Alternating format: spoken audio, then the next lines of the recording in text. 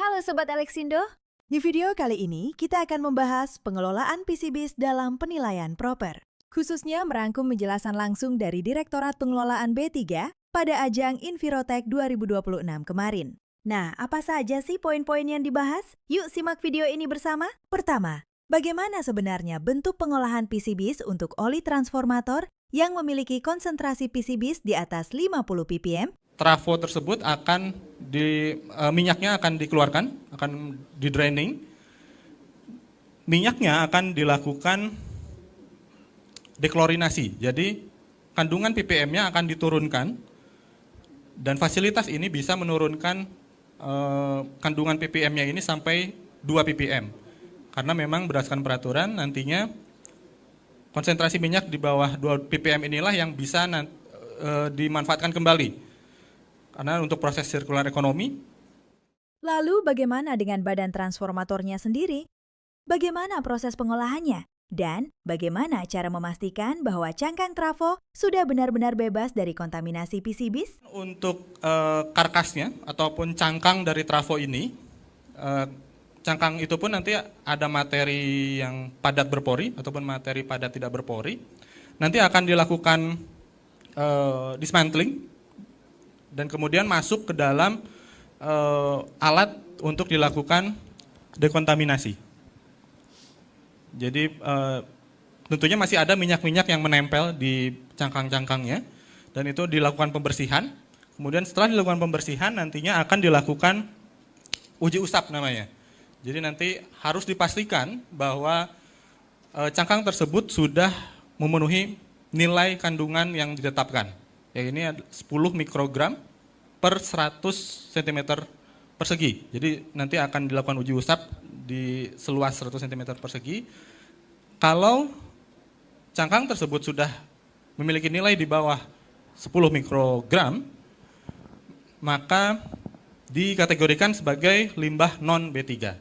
Pertanyaan berikutnya, apakah pengolahan PCBs ini hanya bisa dilakukan secara mandiri oleh perusahaan? Pelaksanaan pengolahan PCBs ini bisa dilakukan secara mandiri, secara sendiri oleh perusahaan ataupun bekerja sama dengan jasa pengolah limbah B3.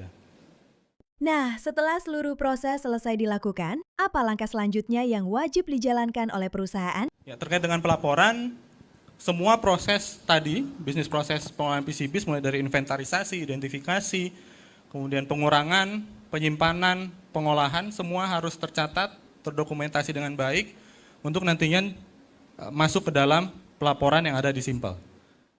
Logbook, kemudian neraca limbah dan juga manifest itu mohon diperhatikan dan juga dilaporkan. Terkait penilaian proper periode ini, apakah penggunaan surat komitmen masih berlaku seperti pada periode proper sebelumnya? Kembali ini kami menyampaikan hal-hal yang perlu diperhatikan terkait dengan aspek pengolahan PCBs. Yang pertama adalah untuk periode ini sudah tidak diperkenankan lagi adanya surat komitmen. Di periode sebelumnya kami masih memperbolehkan adanya surat komitmen. Jadi perusahaan memiliki komitmen untuk melakukan penghapusan, kemudian mayoritas yang menyusun surat komitmen ini adalah belum menyusun peta jalan ataupun roadmap penghapusan PCBs. Artinya, apakah saat ini setiap perusahaan sudah wajib memiliki sekaligus menjalankan roadmap penghapusan PCBs? Kami akan berfokus kepada bagaimana pelaksanaan dari roadmap tersebut. Jadi bagaimana penghapusan PCBs ini dilaksanakan. Tadi mulai dari inventarisasi, kemudian sudah uji laboratorium, dan pada akhirnya adalah melakukan penghapusan. Secara keseluruhan, apa saja hal kritis yang wajib dilakukan dan diperhatikan oleh perusahaan saat ini? Kemudian tadi uji laboratorium tahun ini sudah harus 100%. Kemudian tadi perencanaan untuk pengolahan PCBs yang di atas 50 ppm itu harus sudah dimiliki dan bahkan sudah harus dilakukan. Yang paling penting adalah perusahaan pastinya kan karena trafo ini ukurannya sangat besar sehingga tidak bisa serta-merta dalam satu waktu kita membawa atau mentransportasikan trafo ini, sehingga banyak yang masih menyimpan di lokasi perusahaan, mohon dipastikan bahwa tidak terjadi kebocoran ataupun pencemaran ke media lingkungan.